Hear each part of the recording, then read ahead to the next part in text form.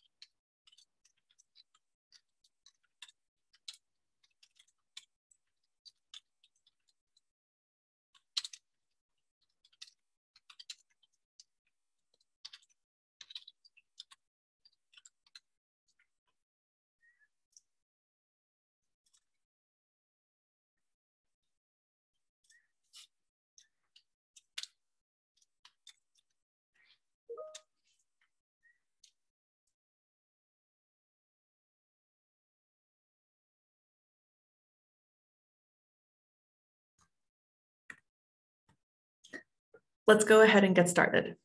Good evening, all. Noswaitha Paub. Welcome to our second Elections Hustings night. Tonight, we'll be getting to know our welfare and sports officer candidates. In a moment, we'll ask the candidates up from each category in turn, where they will then give a short speech before answering some questions that have been prepared by the Students' Union. We'll then open it up to the floor questions. In the chat function, one of my lovely colleagues will be giving the link to our question submission form for any questions that we are taking from the floor. Although we may not have time to answer all submitted questions, the candidates will be given access to all of the questions, which they can then answer and distribute on their socials at their own discretion. So the opportunity for them to answer your questions will still be there. Without further ado, first up, we have our welfare officer candidates. So if you could turn on your cameras, please.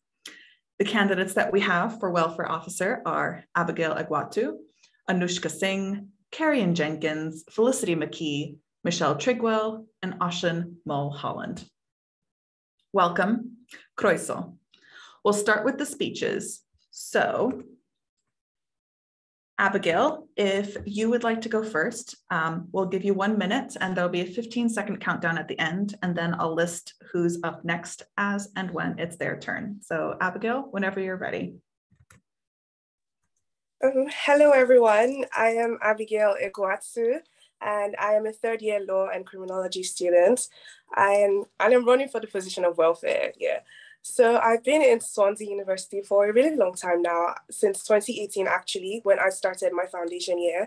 And in my time in Swansea, I have been a member of a number of societies. I have also had the opportunity to be part of the committee of the Nigerian Student Society, which is made up of a lot of international students. Currently, I work with the law clinic. But apart from that, I've also had the opportunity to experience life on both campuses. And all these opportunities has given me an idea of how the university runs, and has given me the opportunity to interact with students, to know their needs and their wants. And this is why I'm running, to represent students and give best student life I can possibly give. Thank you. Thank you, Abigail. Next up, if we could have Carrie, please.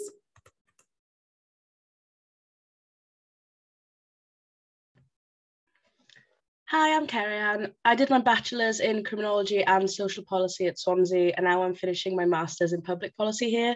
As well as having personal experiences with the welfare services in the university, studying social policy is one of the main inspirations to run for welfare officer, as during the studies I focused on health, disability, education, and other relevant policies that I would have to follow and would help me in the role of welfare officer. Throughout uni, I've also worked part-time in various customer services jobs, so understand how it's hard to keep a good work-study life balance and how welfare can get lost in that equation. I've lived on campus, off campus, and at home during my studies, so understand all the different needs that comes with that as well. I want to make it easier for students to look after their welfare and raise issues. And one of my main priorities as officer would be to listen to student voices and make sure even points not in my manifesto, I'd support you and advocate for you that way. Thank you. Diolch. Thank you very much. Next up, if we could have Felicity, please. Yeah, hi, I'm Felicity. I'm a final year PhD student. I'm currently studying history and I'm really passionate about student welfare. I'm also the current student PC for Connect, which is a welfare project providing group and one-to-one support for students weekly and has been running this throughout the pandemic, as well as running training such as Look After Your Mate so that students feel informed and supported in providing support to their friends. I have a range of experience working with the National Union of Students nationally as well as regionally, and I've been involved in student politics as a course rep. I'm also a volunteer and trustee of Discovery, and I've been a committee member for multiple societies. I believe that the pandemic has shown that when we work together, we can achieve great things, and I want to build on that momentum and put you in the heart of the student union. I have three main parts of my manifesto: student safety, student mental health and well-being, as well as inclusivity, ensuring that all students feel represented and included in Swansea Student Union. I hope to put you at the heart, quite literally central to the student union, and my policies reflect that. Thank you. Thank you, Felicity. Next up, if we could have Shell, please. Hello, I'm Shell. I'm a third year physicist, but I've been in Swansea 4 years, like Abigail, because I've done a foundation year. And I have been through many societies in Swansea. I've participated in the student community. I've been committee on 2 societies and president of a mental health-based society. And my main motivation for going for this role is because during the pandemic, I've seen many friends struggle to get the help they deserve. Even though there are places available, it's an incredibly difficult process to go through to even begin to get help. And there's not even the information is not even centralized enough for people to even know where to go. So I would want to raise awareness and also support the process of getting support, because I personally struggled in that process myself, and I want to make it better. Thank you. Thank you, Shell. And Ashin.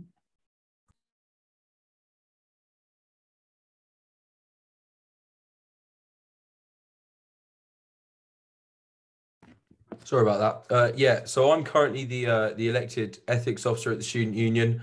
I have a history of fighting for students at the university. I ran the rent strike that took place here last year, when students were forced back into halls and so on.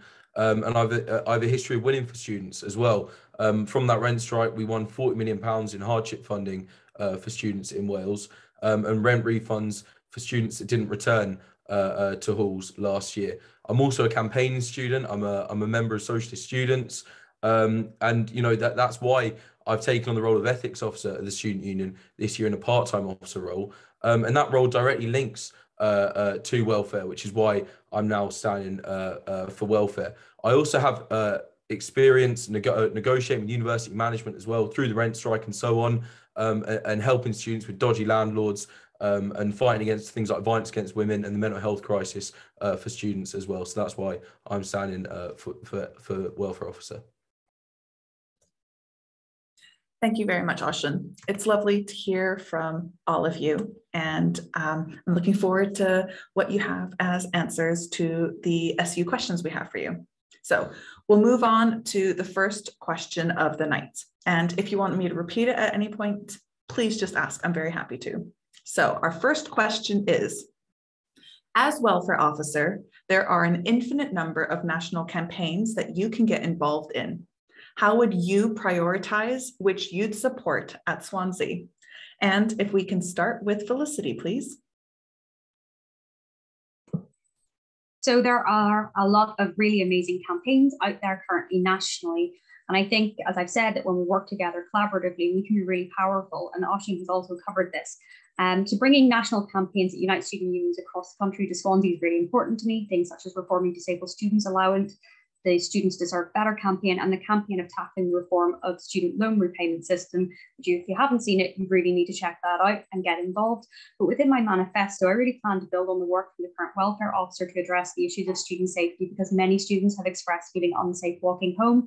There have been a spate of spikings and other issues. And all too often, student survivors are bearing the burden of tackling sexual violence and harassment within universities alone.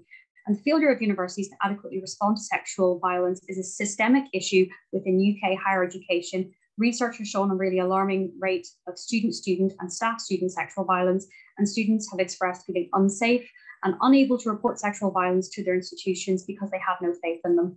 I want to build on the services that we already have within wellbeing and advice, and to further the current training and support that the Student Union brings, so that no one ever feels alone or unable to seek help. I also will campaign to end the use of NDAs and other silencing tools that are used against students who raise awareness of sexual violence happening on campus. And there is a current Build Trust Not Silence pledge, which I hope to get universities across Wales, specifically as well with Swansea University, to sign and to support, so that no student is feeling harassed or targeted for raising awareness of sexual violence that is occurring. Thank you very much, Felicity. Oshin? Well, I mean, you know, like Felicity said, there's a myriad of big campaigns that the student movement takes on nationally that are really important campaigns. But I think the main one is the fight for free, fully funded education. Just yesterday, we had the NUS strike. And as ethics officer, I was proud to push for a cheap, almost free bus going from Swansea to London. And we brought almost 50 people from Swansea to that strike to raise the issue of free, fully funded education, because that doesn't just touch on that one issue, it links into everything as well. If we had fully funded education services, you know, there'd be more money to put into education generally, into courses, into student welfare, against things like the mental health crisis and violence against women, against the marketisation of education, which has decimated those services in this country. And we can put money into things like giving legal advice to students and so on, against bad landlords and stuff like that as well. So I think the fight for free, fully funded education is really important, something that we really need to push for, because ultimately it's a national student movement that can defeat the marketisation model, but it's student unions on a local level that need to organise that fight back. So we need fighting student union officers, not people there, you know, who are necessarily looking to build their own CVs and so on. It needs to be people that are willing to fight for students and actually fight for an end to the marketisation model in order to free up room for all those other issues that are so important to students as well. Thank you, Oshin. Shell?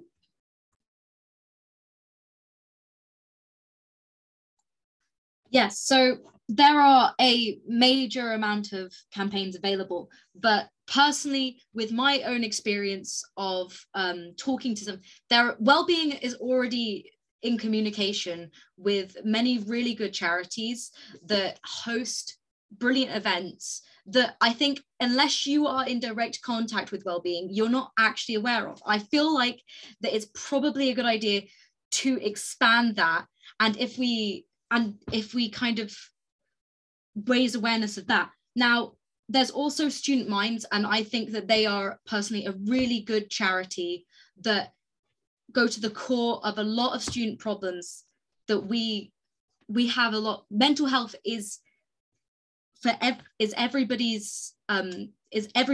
by everybody in Swansea, and also Dyslexia UK, I personally believe, because specific learning difficulties, they don't just do dyslexia, they're helping for dyscalculia, ADHD, many different neurodivergencies.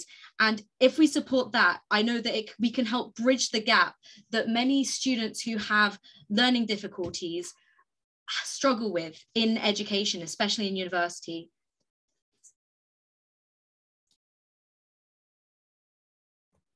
Thank you, Shell. Carrie-Ann?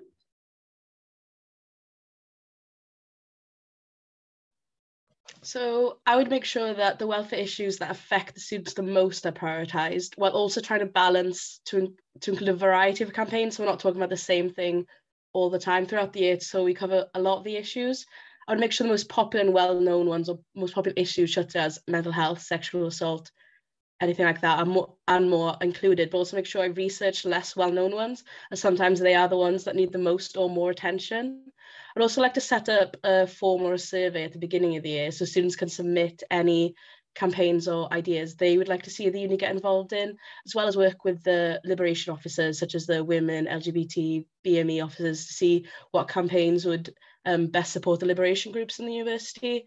Also, I would try and make sure that all different issues get equal amount of coverage from the university, such as, like I said, mental health, physical health, student safety, or any other welfare issue. So they all get equal standing in the university, and no issue or student is forgotten more than others. Thank you, Kerry-Ann. And Abigail. It has already been said that there's so many campaigns that should be focused on, but personally, I feel like mental health should be a priority because this is something that affects almost all students, and it can be easy to be overlooked. It's not like a physical injury where you can tell that someone is injured and you can feel empathy for them. This is something that happens and you can't really know sometimes when someone is struggling. So I want to be proactive by making sure that students' mental health always stays on a good level. And I also want to create more awareness about the support that's available to anyone that is struggling so that they know where to go. In my manifesto, I wrote about reintroducing the Freshers Week, which is a period after exam, so that students can have some time to refresh and then take care of their mental health before school starts again. And yeah, that's it for me. Thank you, Abigail. Just before we go to the second question from the Students' Union, I just want to remind all of our attendees to please keep an eye on the chat, as that is where my colleague has just posted a link to a form where you can submit questions from the floor that will be posed to our candidates or otherwise shared with them after the fact so that they can answer them during active campaigning. That takes us to question number 2, which is, what will you do to raise awareness of welfare across all campuses? And we'll start with Oshin, please. Well, essentially, I think that social media and active, activities on campus and so on are really important, as are awareness days. But the best way for students to take notice of welfare and for university management to take notice of welfare is by winning for students, taking these issues to management directly. It's all well and good having these discussions just amongst students, but there needs to be someone that's willing to go and take the fight to university management and actually win for students as well. And that's how you grow awareness of welfare on campus.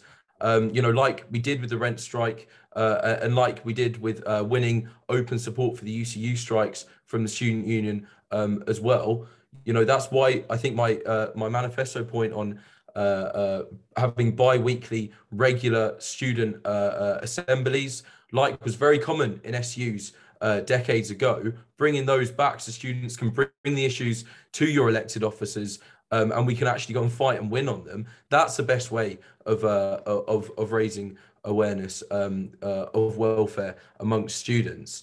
Just generally being a voice that can go and win and fight for students as well. These things like more accessible hardship funds to alleviate student mental health around financial issues, that's the sort of thing that raises awareness amongst students.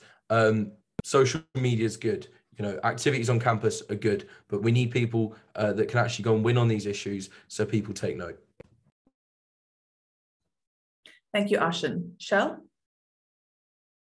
Okay, so I personally believe that the best way to make it accessible for students to know what support is available is to make yourself physically available for drop-in sessions. So I would personally have drop-in sessions organized so people can have a Q&A, sit with me or other welfare people such as well-being to ask about. So for example, if somebody had if somebody has questions about where to go for housing issues, for diagnoses, for mental health, I think that having someone physically there is really important so that they know that somebody has someone to support them.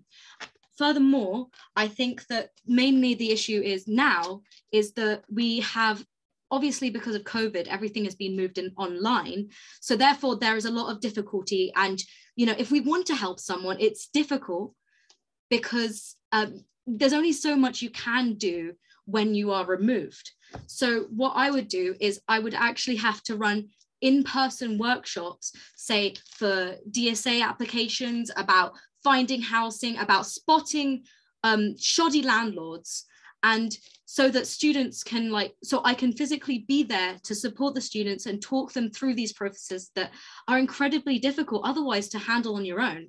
And furthermore, I would also like to centralize the information space for welfare, because I feel like that a lot of the information throughout the university is very scattered, which is unfortunate. And I personally would try to make pack-ups, PDF pages available for students of different issues that would be short and sweet so that they know where to go. And also more mental health training, please. Thank you. Thanks, Shell. Abigail?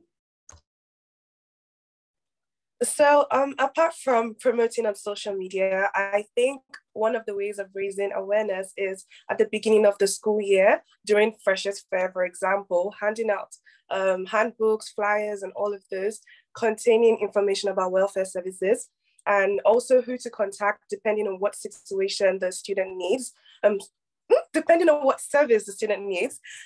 Also, as part of my manifesto, I want to create a knowledge portal which contains everything regarding welfare. So every single thing a student might possibly need, including contact information, would be on that portal.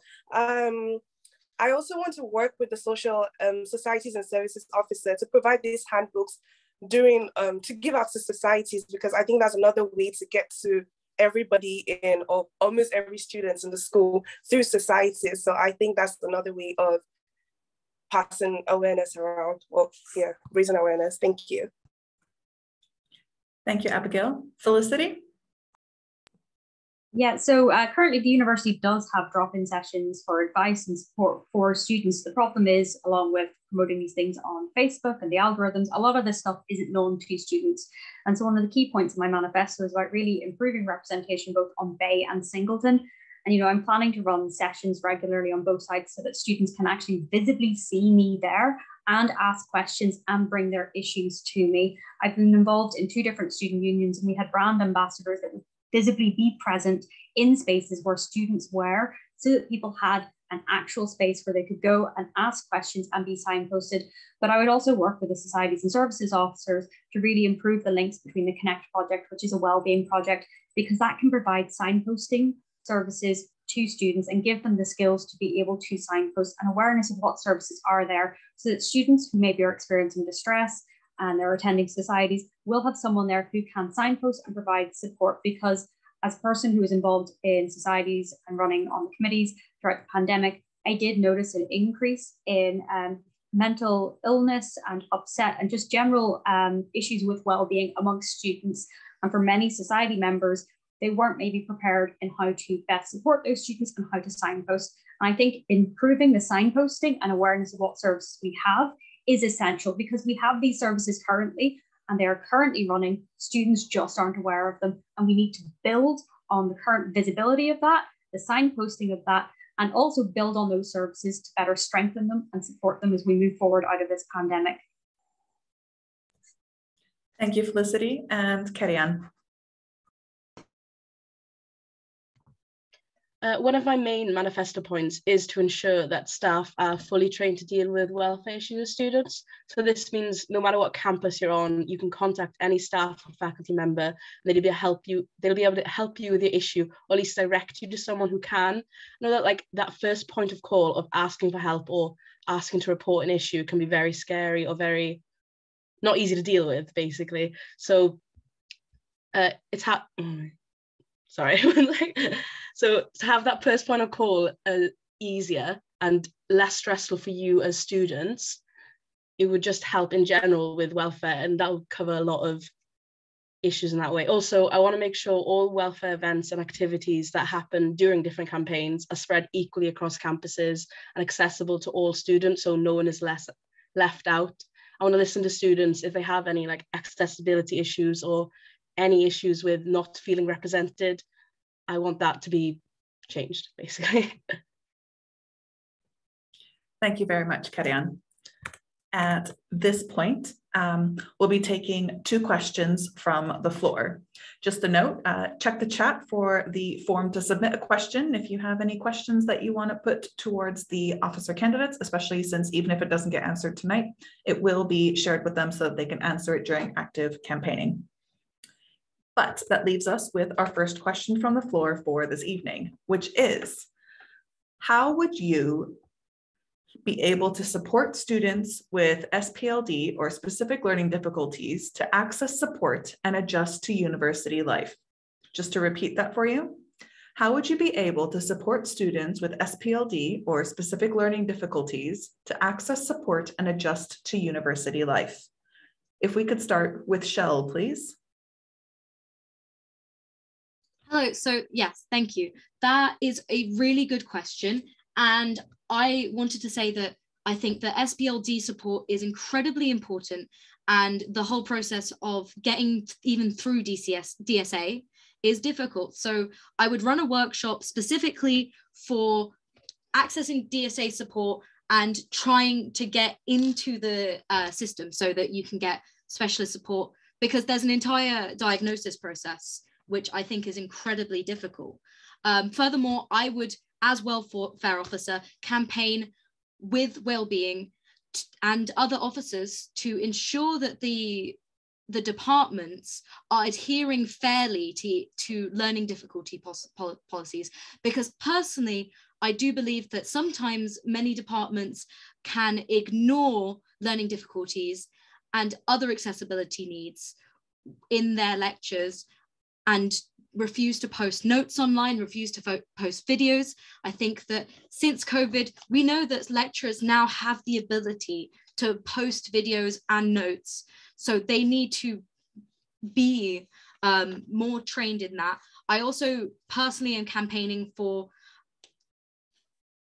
there to be more training for learning difficulty support of academic mentors, as I feel like they don't understand enough, because I've personally experienced that, and I think that would hopefully make a good change to any students that need accessibility changes within their course. Thank you.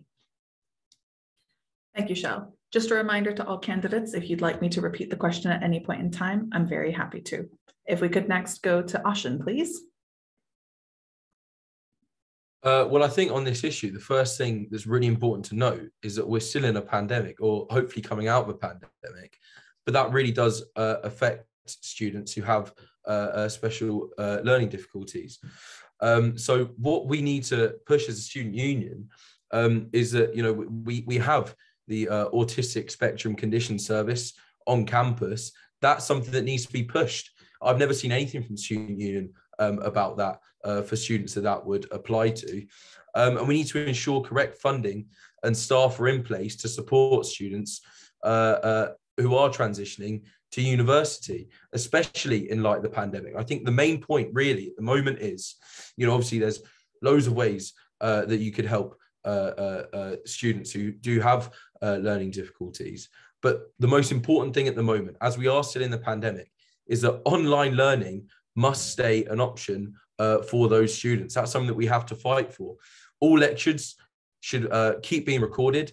Zoom options should be available for students that aren't able to return to campus. And by the way, for staff that aren't able to return to campus as well, that should be an option. And that's something that the student union needs to be fighting for. We need to have the drop-in sessions where students can understand the process of applying for DSA through student finance and so on as well. But like I said, the most important thing I think at the moment in the pandemic is that online learning remains an option.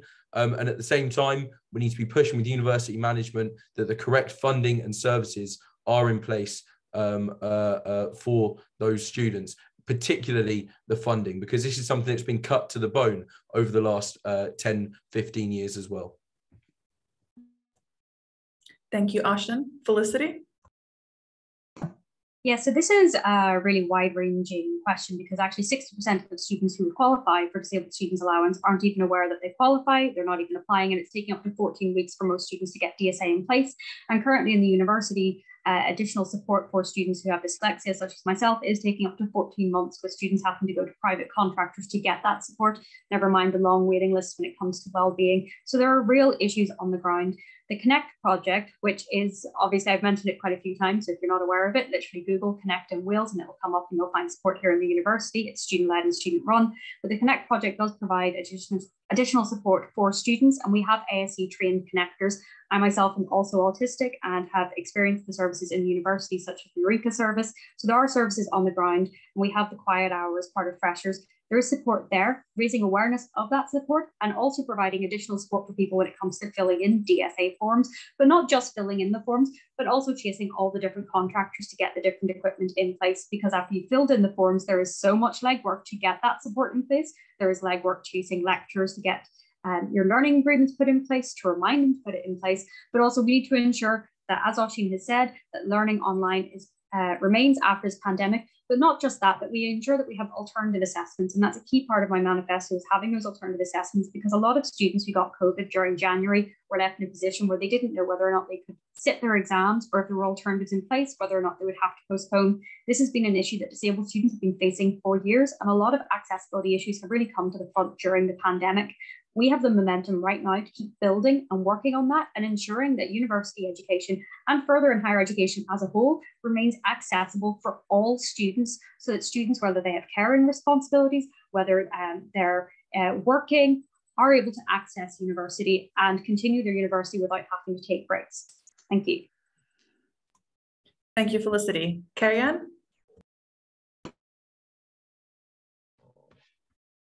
That's a really great and important question. Glad the person asked. Again, with my point about training of staff to deal with welfare issues, that would be one of the main things, dealing with the different kind of learning difficulties or issues that can come up during lectures or during studying. I want to make sure all lecturers know of the different issues that students could have through that, and if student makes them aware of an issue that could improve them, then the help or resources are given to the student. Also, I want to help make the disability student allowance process more clear or more transparent, or just know the step-by-step, basically, because when I applied for it, it took me about 6 months to get it, more probably, and I got it halfway through that year. And then by the end of it, I had to apply again for the next year. And I just didn't, because I was like, no, I'm not dealing with that situation all again. So just the process, if I got explained to me at the beginning, right, this is what I got to do, done, okay. But I know it's hard. You can't increase the timetable that much, just increasing it a little bit and just helping the students through it when they don't have that support, have that as different kind of support through the university, hopefully. Also, I want to increase recording of lectures, because I went through all of my bachelor's without recording of lectures. And I know it depends on the course and depends on how many people, but it was really difficult for me sometimes not being able to make it into lectures.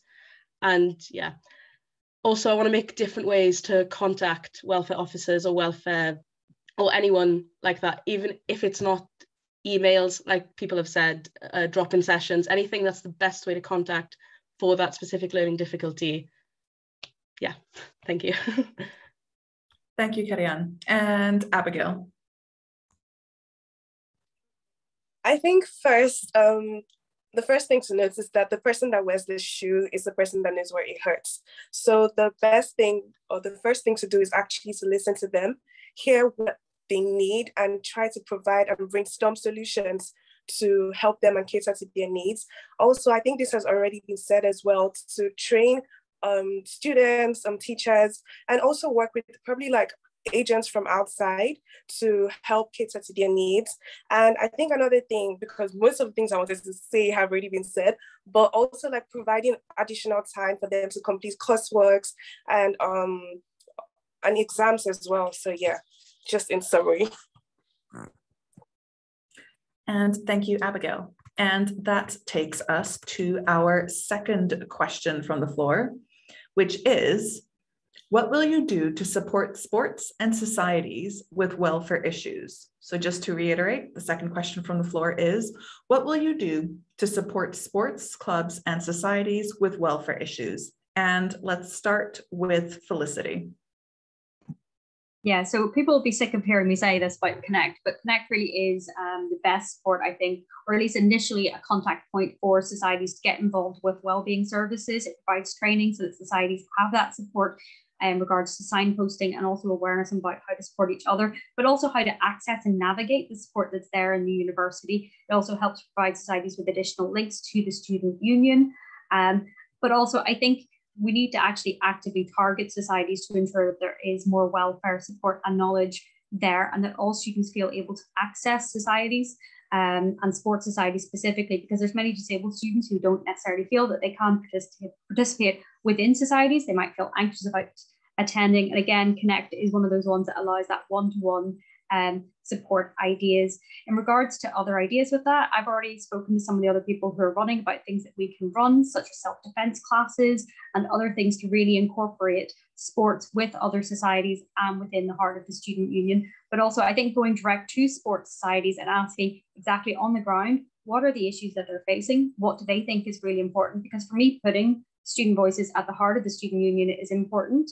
And I want to be student-led by what students need. And so when I'm having these face-to-face conversations with students both on Bay and in Singleton and all these different spaces as well online, I want them to be able to inform me what they want, because there's no point me saying to you, like, this is what I'm doing if it's not what meets your needs. So it needs to be tailored to meet the needs of those societies. But currently we have stuff that is in place, and I want to keep building and building on that to ensure that it is actually effective in meeting student needs, because currently students aren't aware of it.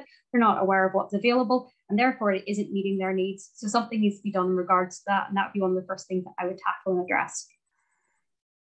Thank you, Felicity. Ashin? Well, this is something that I have quite a lot of knowledge in, because I do run a society myself, Socialist Students, and also on sport. I mean, I know a lot and be big into sport as well. So I know the struggles. I played sport in my life, and I know what the issues, the welfare issues around sports in particular are. Quite frankly, there needs to be more support for LGBT plus people that are in sports societies.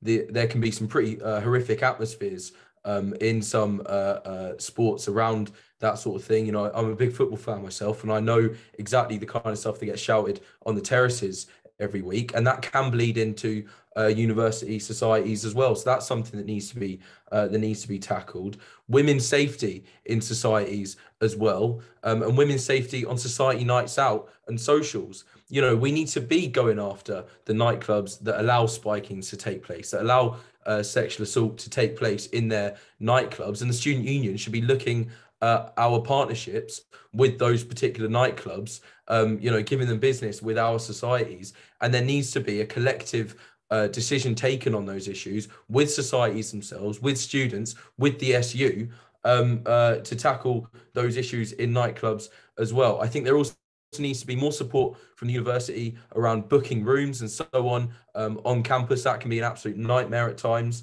and we need more. We need it to be clearer which rooms are accessible to certain students and so on as well. I would run special drop-in. There's been a lot of talk about drop-in sessions in this Hustings so far, but they are important. And I would run special drop-in sessions as well with societies for issues that are particularly of interest to a welfare officer, some issues that they can't bring to a societies officer, like the ones that I mentioned so far. Thank you, Ashin. Abigail? A big part of my campaign is feedback gathering. I want to create open channels between the student body and student union so that students feel empowered and know the right avenues to go to. So in regards to sports and societies, I want to create a forum and get to check upon the members, maybe monthly, and then hear what they're struggling with, and then provide solutions, make sure that these problems that they're complaining about are handled. And yeah, I think the best thing is really just to hear from them, hear where they're struggling, and with the power that I have, I would be able to help them in those areas. Thank you. Thank you, Abigail. Shell, please. So I think working alongside societies and sports clubs are really important. First of all, I think, so there is already a mental health first aid program that is available, that is run by the previous welfare officer, which I think is brilliant. I think that it would be great if societies were provided with that training, because as somebody who has run in societies as committee, I've known that you will be sometimes the contact point that people will get for their own mental health issues, because they see you as someone that they trust. And I also feel like that there is sometimes, especially with societies that drink. So I was personally in Physic, and we have done I was on committee in Physic, we've done a few nights out. We had a policy that students, especially freshers, had to be insured to be walked home to some degree, like back to campus, like Singleton or Bay, wherever they were. And also that there was a policy on making sure that there was a sober member of the committee at all points. I think that having that as a general policy would be pretty good for most societies, especially sports societies that like to have a good few amount of drinks. It's good to have somebody who is responsible at all points to make sure that there is somebody available if things go wrong on a night out. And so also that if there are mental health spaces available on campus, like the Lighthouse. So I feel like it would be very beneficial if we point that out as well, and have societies be aware of the Lighthouse, that they could use that space for sober nights in, and to kind of, as them, have a place to kind of raise awareness of mental health within their own society. But yeah, I was a president of a society for mental health, so I do really understand that the importance of societies. I think they are the lifeblood of our union, and if we support them more, then we'll see it come back, really. So thank you. Thank you, Shell. And Carrie-Ann? So as I've said before, with the training to give to staff, I want that also available for members of committees of the sports societies or general societies. So again, they know where to send students or give help to students or give resources or anything like that. I also want to make either in the first month or something of uni, have like a welfare workshop available to different societies they can run.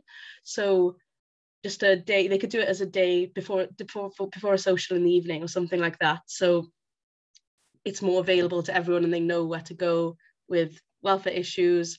Also, another important manifesto point of mine is that I want to increase drug, alcohol and gambling or any addiction support. Such as increase alcohol-free activities in Freshers Week and specifically encourage more alcohol-free society activities, because I know some people don't want to have drink or have issues with alcohol, but they still deserve to have access to societies and have access to socializing with other people without that pressure around them. So that is a really important point in my manifesto. Thank you very much, Carrie-Ann. Just a reminder to everybody in attendance this evening, if you have any questions that have not been answered or that you still want to pose to the candidates, please do use the question form that you can find in the chat and that I'm sure my colleague will post again in a moment. Because even if the question has not been answered tonight or will not be answered tonight, we will still make sure that we share those questions with the appropriate candidates so that they can then choose to answer them during active campaigning. Can you please, in your own dwellings, give a massive round of applause to all of our welfare officer candidates? You have had some really insightful answers for this evening, so it's been really great to hear what you're passionate about and what you would look to do if elected.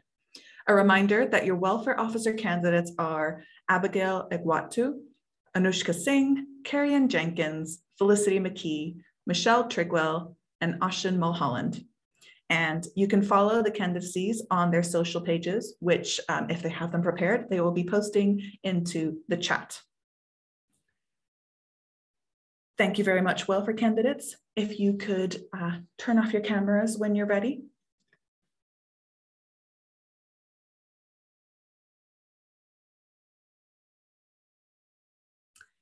And then next up, we have our second position of the evening and our last of the 6 full-time officer positions that we are covering over these 2 days of Hustings events. Next up, we have our sports officer candidates. So if they would like to turn on their cameras and join me, we have Chris Lamb, Eleanor Addison, Flame Dunn, Jonathan Davis, Philip Hopkins, Sahil Gulati, and Sean Davis. Welcome, Croiso. It's great to have you with us this evening. We will start with speeches. So without further ado, Chris, if you'd like to go first, you have a minute and you'll get a 15-second countdown at the end. And then I will go through and say who's next when it is their turn. So Chris, the floor is yours. Thank you. Hello, my name is Chris. I'm currently studying a master's in sports science at the university, and I also did my undergrad in sports science as well. So I've been at the university since 2017. So I'm going into my 5th year now. Sports define my time at university, obviously in a positive way. I've been on 4 teams now, and this year's culminated in me being the president for the university corporal team. Also, alongside my masters this year, I've been embedded into the first team at Swansea City FC on a placement within the sports science department, which has given me really, really good links into the elite sport environment as well. Alongside that, I've been a student ambassador for my entire time at university, and I was a student rep in my 3rd year. So I think all of that put together gives me a really good platform to build upon the development of sport at our university. Thank you. Thank you very much, Chris. Next up, Eleanor. Hi everyone, my name's Eleanor. I study International Relations, Modern History. I'm a member of Cheerleading and Canoe Club. I'm a member of the Sports Swansea SU Sport Executive, and I'm one of 7 people on the England Rugby National Youth Council. So sport has provided me with many opportunities and amazing experiences both at uni and before uni.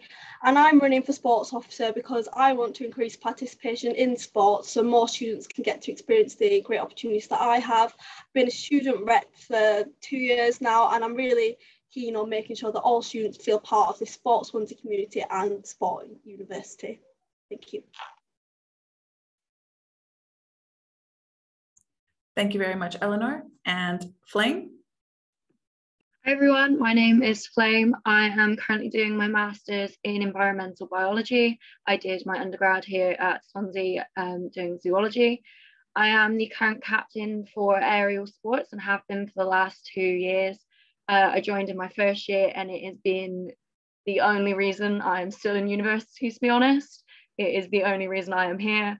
I absolutely love it. I led my committee to being named Sports Committee of the Year in the 2021 SU Awards.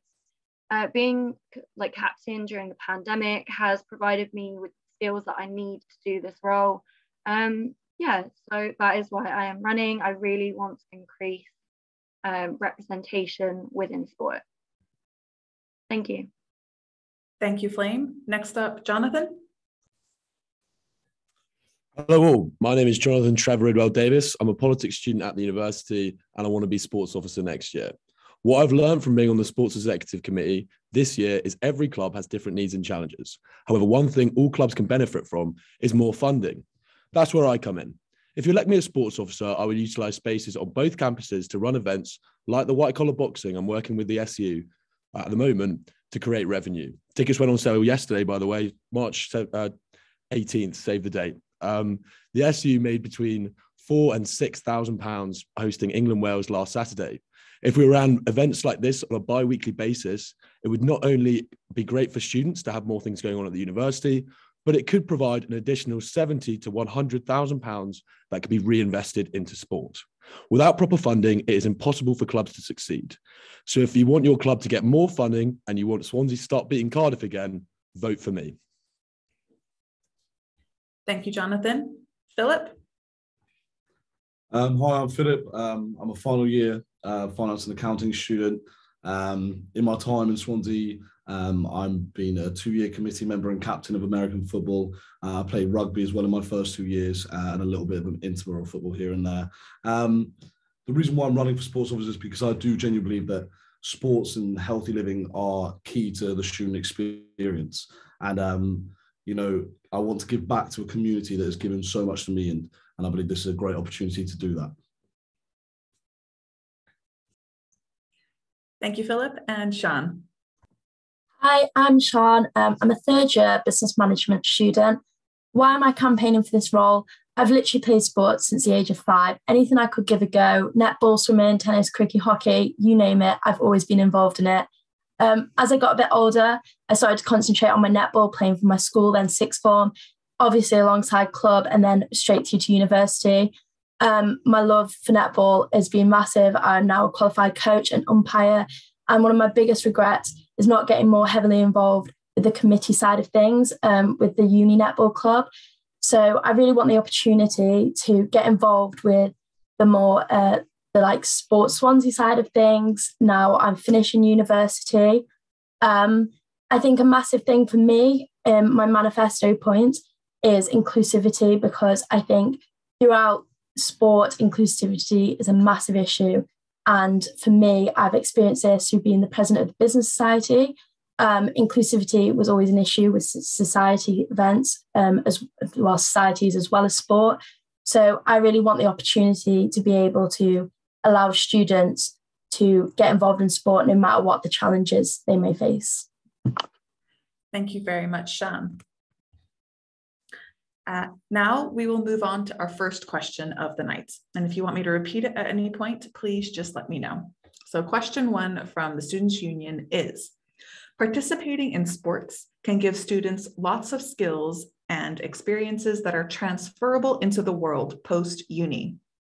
What would you say is the main skill that you have gained, and how would you use these skills to support students' involvement in sports? And we'll start with Eleanor.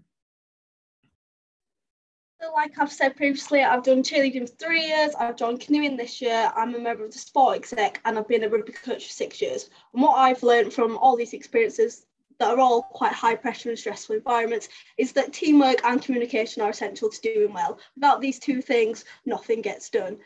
So learning to communicate in all these different environments is a skill that I'll carry on through the role to sport officer.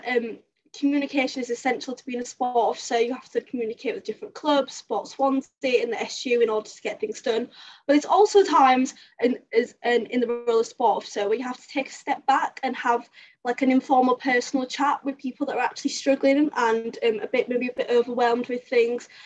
Maybe that's a committee member that's taken too much on, or maybe that's someone that's struggling with their mental health. And I think being able to communicate both professionally and informally is a skill that will really lend itself to the sport officer role. So yeah, thank you. Thank you, Eleanor. Jonathan?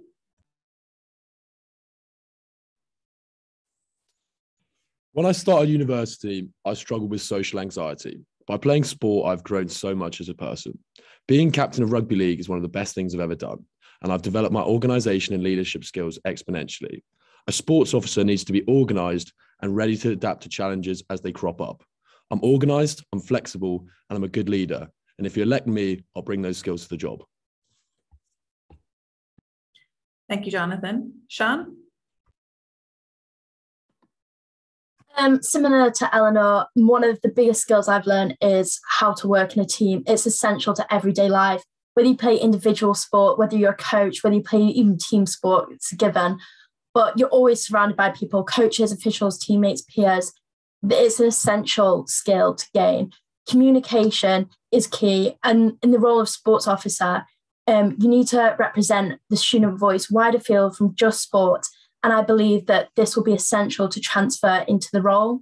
I believe my ability to work in a team can help support student involvement within sports, as I can collaborate with both Sport Swansea, the SU directly, and problem surrounding engagement, which is one of my key focuses. And similarly to Eleanor, and we all play sports, so we're all going to have very similar opinions, but being able to give the students the opportunity to be able to speak with myself and other members of the SU to combat the problems they are facing, it's just essential to the role, and being able to really like take the position and be able to combat the issues that students face every day. Thank you. Sorry. Thank you, Sean. Philip? So I'd say the main skill that sports have taught me is being able to set aside differences to achieve a common goal. It's with life that you're not going to get along with everyone, and the key is to understand that everyone has different needs and different skills. And real success comes when you're able to compromise and get the most out of each individual. And I think that would really relate to the role, because we know across the university there's lots of clubs with lots of different needs and lots of different skills. And the trick is having someone in that sports officer role that's able to utilize everyone's skills and know everyone's needs to create opportunities, and more opportunities create success. Thank you, Philip. Flame? I would say the main skill I've learned is how to overcome issues. As I'm sure a lot of the other candidates have realised, being on the committee, you're that contact point to deal with those issues, and you are that one that has to come up with solutions. During my time as captain, I have had many people come in with different issues, whether that's financially, injury, and I have been the person to come up with the solutions for that. For example, if someone's been injured, I've allowed them to still attend sport and be involved in sport without risking further injury. I want to be that contact point within Sport Swansea to help solve these issues, and I want to come up with fair decisions that still allow people to be involved with sport without risking health, and improve their ability to do that. Thank you. Thank you, Flame. And Chris? I think all the other points are very valid, and I think Sean said about obviously playing sport, we all have sort of similar experiences, but I think as well learning to be a leader, especially since I've been on the committee, but obviously a leader that's not like authoritarian and stuff. And I think that's going to be really important as a sports officer. You're going to need to be a leader, but one that unites multiple different parties, but all for the same goal. So obviously you need to be leading the wider student body, you need to be liaising with the committees, Sports Swansea, etc., other full-time officers as well. And from that, that's the way you're going to promote student engagement. So one of my main manifesto points is to make sport more accessible for more people. And like I said, to do that, you're going to need the communication, as Eleanor said, the teamwork, and also being a good leader that someone's going to want to follow. So yeah, thank you. Thank you, Chris.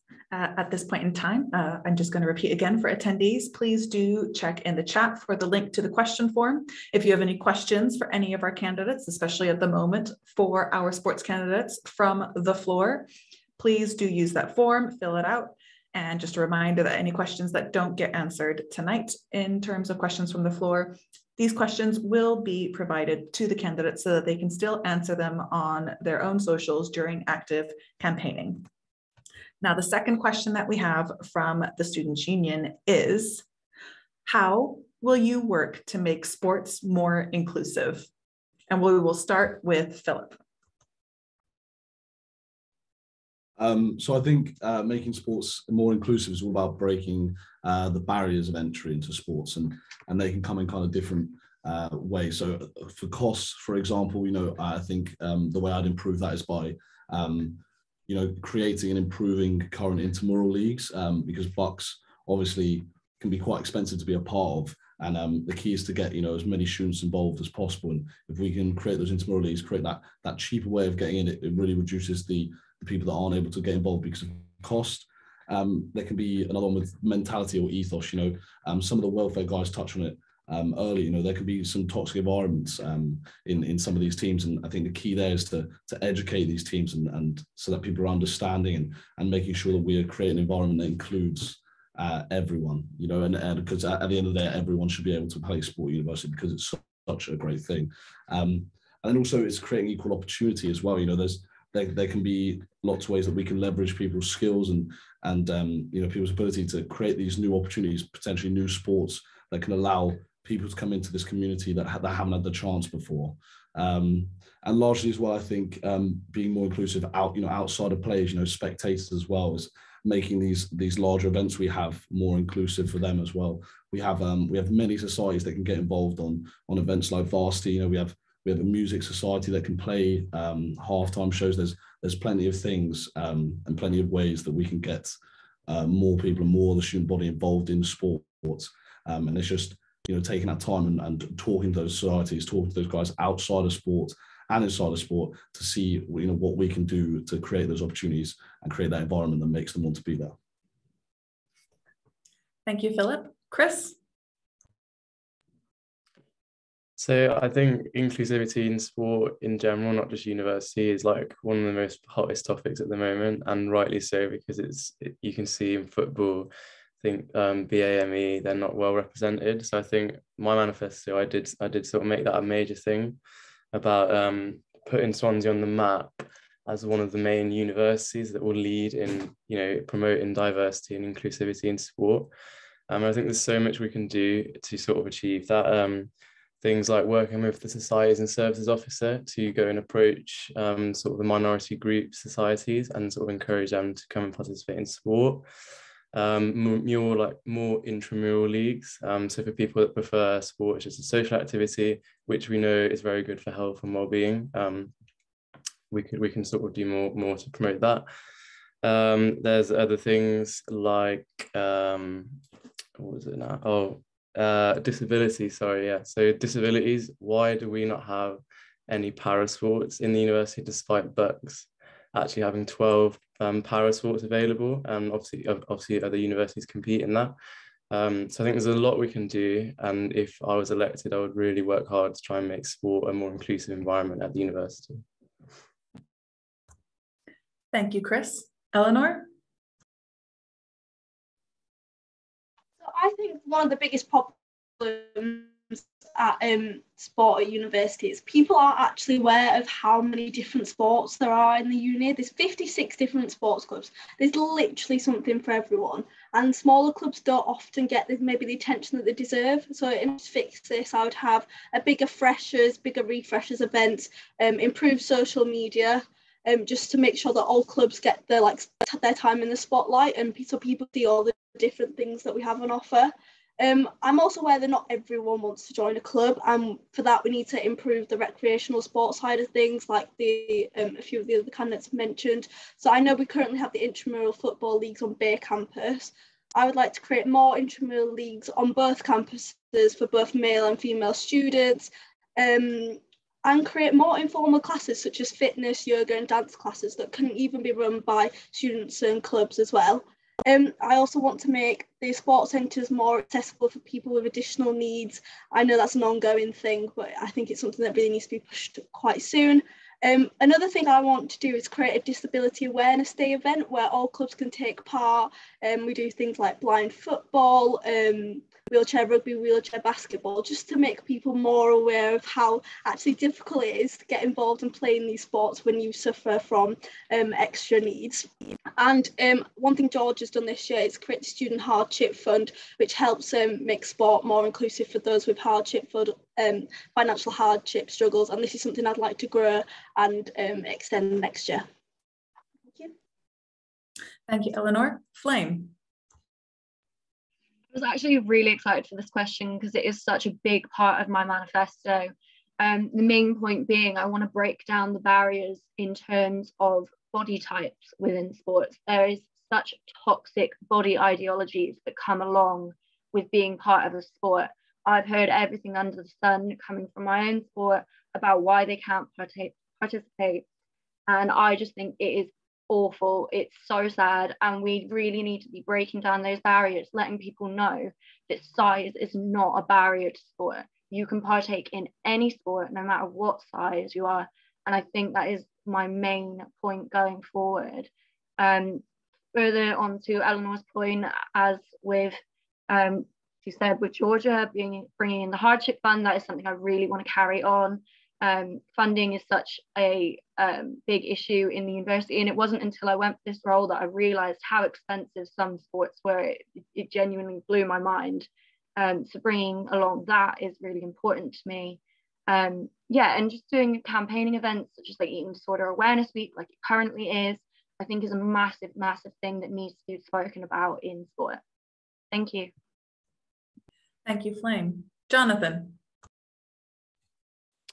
Hi, so inclusion is something I've really tried to champion in rugby league. We don't make anyone, we don't force anyone to drink, and we try to ensure that everyone is welcome within our club. If I become sports officer, I want to keep women's sport a priority by working with the welfare officer to ensure women's safety both on a night out and in sport. Georgia has done a great job over the last 2 years to champion women's sport. And if I won the election, I will continue to promote awareness for women's issues, such as the continuation of a period poverty allowance and night buses. The participation of international students and ethnic minority will also be a priority for me. And by working closely with the race equality officer, I want to make Sport Swansea an inclusive environment for everyone. For smaller sports, I want to give them an opportunity to gain interest and publicity by setting up Sunday events to showcase their sports. These Sunday events could be a great opportunity for greater integration and outreach for less established clubs and a way to engage non-Sport Swansea members. Furthermore, I think more emphasis, as other candidates have said, should be given to intramural by giving funding and expanding intramural netball and establishing an intramural rugby to ensure players who don't make it into the performance teams still have a game on a Wednesday. Intramural football would benefit from more money to ensure that referees are provided to games, bibs to avoid kick clashes, and some linesman flags to aid officiating. Football would also benefit from a fourth team. I want to ensure greater equality across societies in Swansea to help clubs with funding to engage non-members and create a sense of a community as well. Thank you, Jonathan. And Shan? Inclusivity is a really key part of my manifesto.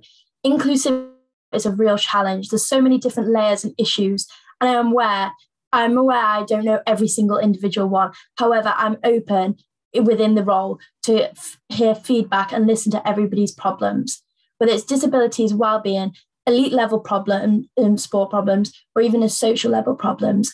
Apologies. And even like equality between women and men's sport. All of these issues can be combated with different activities. So firstly, workshops. These can be for committees or students to do with well-being, injuries. It can be to do with health and fitness. These workshops can really provide the information for the committee and students to enable them to use the knowledge they gain to implement different, like the leagues or different structures and activities to be able to allow students to come to them and gain the knowledge of them as well. Funding is a key, as it's been touched on already. This can be for elite athletes, hardship funds, but like it's already been mentioned, but not just for students, but also for clubs. I know a lot of small clubs do suffer financially, and not just books, only books often get funding. So we need to look at the sports that don't get the funding from books. And I believe this is a really key issue currently, especially because of COVID. Collaboration is a great way to combat these issues. Other officers and collaborations with different partners to achieve buses for students on Bay and HSV. This collaboration can really combat these issues. Events to encourage non-profit organisations to come in and create awareness, improving recreational sport. And my key thing is to create an anonymous platform to enable all students to be able to engage with us. Thank you very much, Shan. Now it's time for questions from the floor. Remember, attendees, that you can submit questions through the question form that you can find in the chat. Any that don't get answered this evening will be shared with the candidates so that they can answer them in their own time during active campaigning. That brings us to the first question of the evening from the floor. I'm happy to repeat this if that helps, and it will also get posted into the chat so that everybody can see it. So question one from the floor. What will you do to combat the stigma surrounding sports and drinking?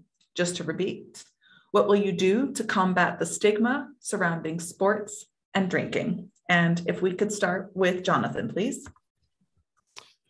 So I think this is a really big issue because I have some boys come into my club sometimes who are either for religious reasons or personal reasons don't drink. And I feel societies in general at Swansea are very focused around a Wednesday night and drinking alcohol. And at the moment, you don't get any perks, non-alcoholic perks, if you're a committee member.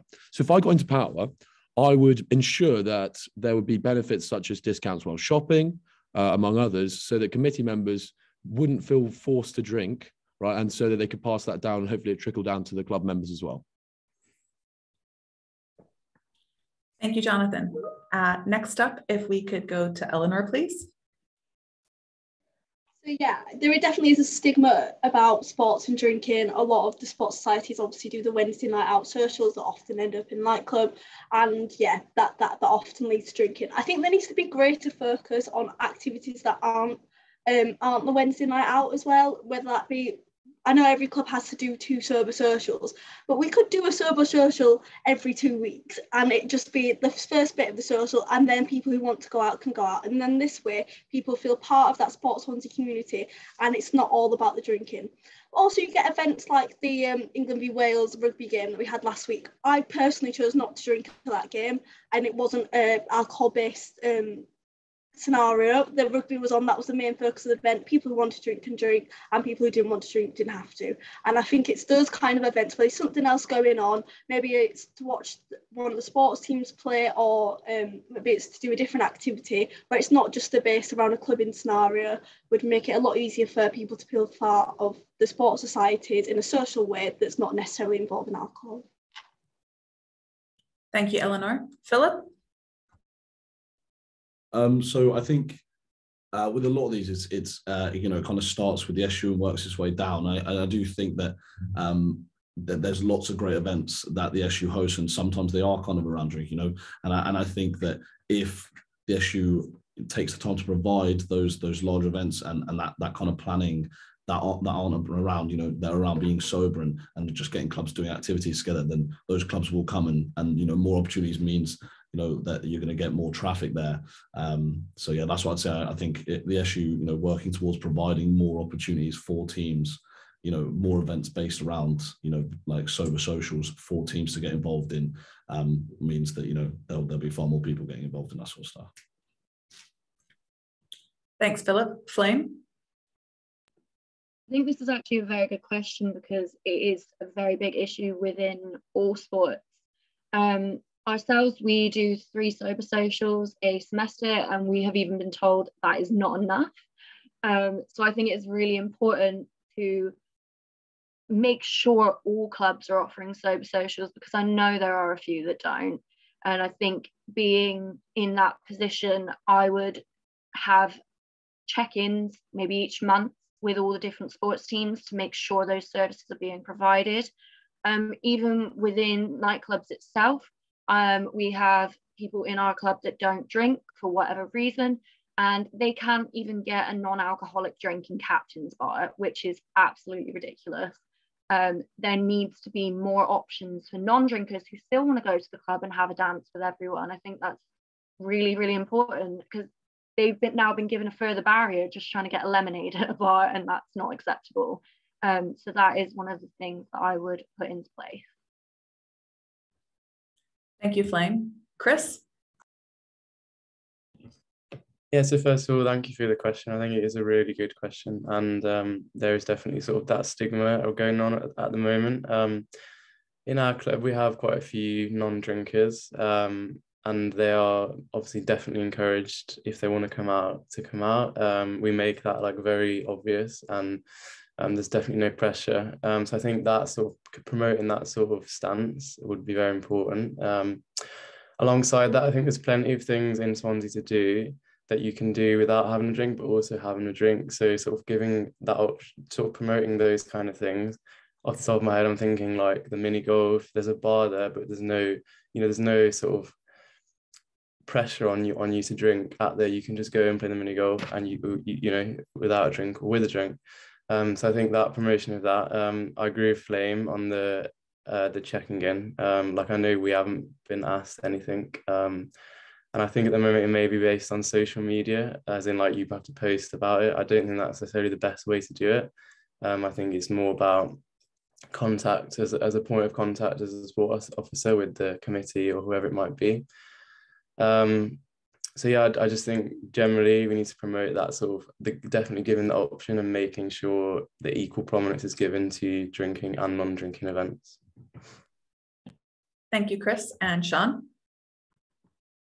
So speaking with like the committees of sports teams, often being able to try and find sober events that people engage with. So if I was in the role, I would ensure that the SU organises sober events for more of the clubs to bring members along to. I think a massive issue, I had this problem last night. I wasn't drinking and I paid more for than my friend did for an alcoholic drink. So I think working with clubs to ensure that it is cheaper for people to come out and, like Flame said, actually being able to get the drinks and it being an option. So I think they're key issues. It's also an inclusivity issue, ensuring that people from different religions can still come along. So having an anonymous platform to just pop in so we can try and resolve them and speak with committees to try and resolve any issues that are there. And 100% ensuring that there's check-ins with every club. Sober events are there because I know clubs that don't do them. And it is important to ensure all members can come along. So I think therefore the main things for me. Thank you. Thank you, Sean. All right, attendees, it's your last chance to put any questions forward to the candidates. Even if they don't get answered tonight, they will then be shared with the candidates so that they can answer them in their own time. So it's a great chance to find out what they would do with some of the questions that you have for them, which takes us to our second question from the floor. So question 2 is, do you have any events that you would implement that would be similar to Ladies' Day, but not just for the girls? The question is, do you have any events that you would implement that would be similar to Ladies' Day, but not just for the girls? And we'll start with Flame. Hi, yeah, I really do. I'm really excited to answer this. I want to put in self-defense classes for anyone who feels at risk within Swansea. As everyone has previously stated, student safety on nights out is incredibly important.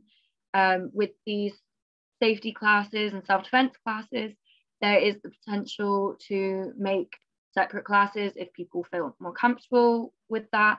But that is a big one that I want to put in place throughout the year. I could even bring that in with other sports clubs like jiu-jitsu and have them be part of that along with anyone else who would like to attend, whether they're a sport member or not.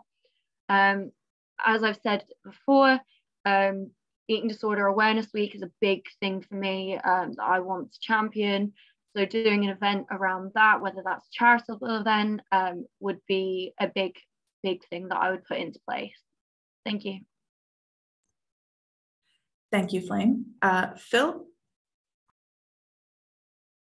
I think a huge thing would be to, be championing, religious festivals. I think, on my team, a friend of mine who's Muslim, and celebrating Eid, it's not something that the SU, really does enough, I think, and I think it's huge to kind of celebrate those because, not only is it great for people that are celebrating, but it also helps educate people that aren't part of it, and they get to learn more about other cultures, and I think bringing those events in to university and allowing people to understand and learn more about everyone else and what everyone else is doing just generally brings the community more together and long term builds a better environment for that stuff to be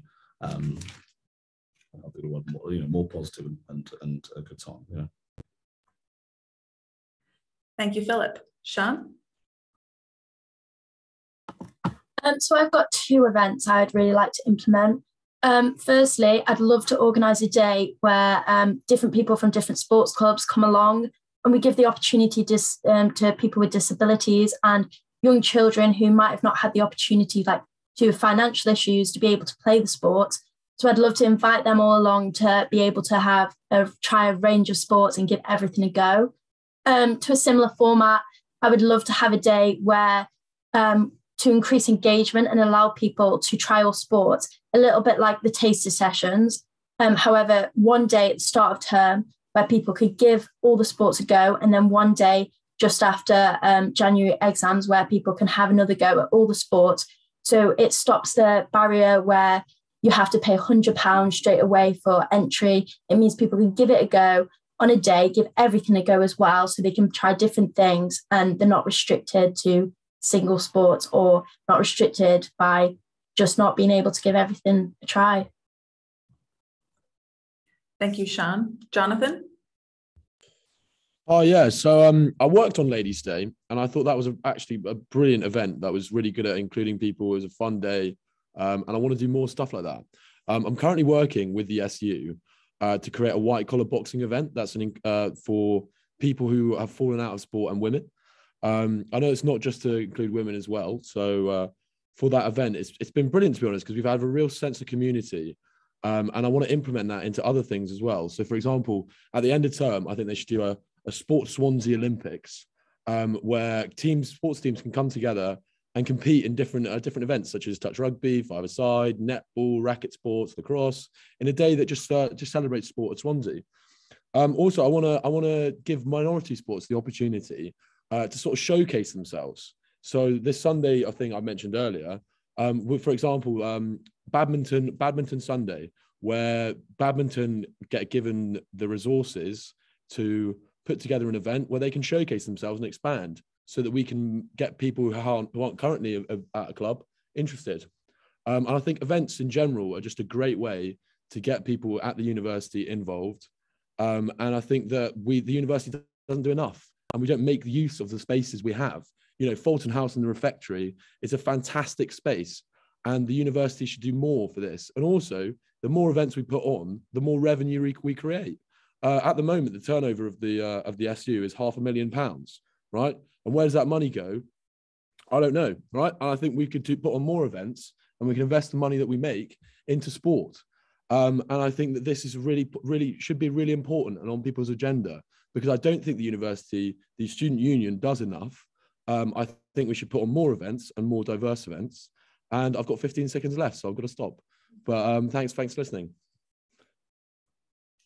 Thank you, Jonathan. Eleanor? Yeah, so I'm really excited to answer this question. Like Johnny, I worked on Ladies' Day and it was such a great day with all the sports teams having a lot of fun. So a big part of my manifesto is creating new events. So I've got 3 new events that I'll focus on now. I want to have a November Day, which is very similar to Ladies' Day, but it's for all clubs. We all compete and take part in November anyway, and it'd be quite nice to have a big community sports Swansea event where we can all take part in different sporting activities, work against each other, maybe even work against Cardiff. We can convince Cardiff to do the same thing, and really just increase the amount of awareness and the amount of energy around November. I also want to do a big Club of the Year event at the end of the year, where after varsity, it's essentially a big sports day with all clubs competing against each other, things like an egg and spoon race, 3-legged race, all these kind of generic sports day activities that we did when we were younger, but with all the clubs competing against each other, so we can finally decide which club is the best club of the year. And I would like to do a Disability Sport Awareness Day where we all compete in different sports that we don't get to do very often, like blind football, wheelchair rugby, wheelchair basketball, just so everyone gets to experience something new and something different, hopefully, and increase awareness of disability sport and how difficult it is. Thank you very much, Eleanor. And Chris? So one of my main things was around creating that parasport program. So we sort of in the accessibility and inclusivity, and one of my events was going to be to put on a day whereby people who sort of identify with these disabilities could come down, and we could sort of try and showcase the things that we were trying to do and trying to implement within the Sports Swansea sort of structure. Another thing I would focus on would be charity. I don't think that the Sports Swansea structure as a whole is enough for charity. I know like different sports definitely do a lot, but I think we could come together on a few days sort of make an event of it and try and raise some really good money for charity. On a more regular basis in terms of events would be improving the amount of sports that have intramural leagues, again for the social aspect. And similar to what a lot of the others have said around accessibility, I think being bombarded with like, you must pay this much for membership within like 2 weeks of the freshers ending, and then again in refreshers, is quite daunting for a lot of students. I think it puts them off. It's probably one of the barriers. So we'll try and host days sort of not too regularly, maybe monthly or maybe bi-monthly, where students could just come down, wouldn't cost anything for them. We find the resources to fund it ourselves. So they can just try all these sports. And it's also a really good opportunity for the smaller sports to promote themselves, because for a lot of the time at Freshers Fair, I think the smaller sports, because you just got so many people walking past, they don't get the chance they deserve to promote their sport. And I think a lot of these sports, they look better than, as in if you can play it rather than just walk past it and try and be promoted. So I think that'd be a really good sort of thing to put on bi-monthly. Yeah, thank you. And thank you, Chris. At this time, that brings us to the end of the sports officer hustings. So can we please give everyone a massive round of applause from our own abodes? A reminder that your sports officer candidates are Chris Lamb, Eleanor Addison, Flame Dunn, Jonathan Davis, Philip Hopkins, Sahil Galati, and Sean Davis. And they've already been posting things into the chat, but you can follow their candidacies on their social pages. And then definitely keep an eye out for everything during active campaigning. Thank you very much, candidates, for your insightful answers. If at this point in time you could please turn off your cameras.